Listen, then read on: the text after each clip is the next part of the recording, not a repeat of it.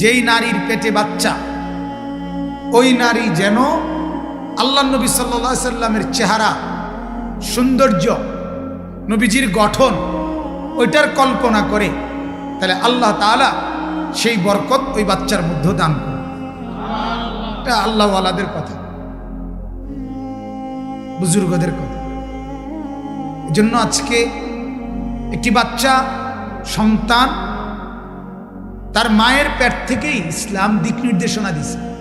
কি করবেন, জন্মের সময় কি করবেন, 7 দিনের দিন কি করবেন, 2 বছরে যখন কথা বলবে তখন কি বলাইবেন, যখন 7 বছরের আগে কি করবেন, 10 বছরের ভিতরে কি করবেন, যখন প্রাপ্তবয়স্ক সাবালক হবে ছেলেটি মেয়েটি তখন কি করবেন।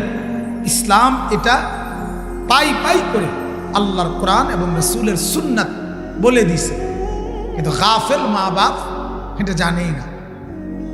জানে জন্ম নিছে, কয়দিন দুধ খাবে, এরপরের কয়দিন ভাত বন,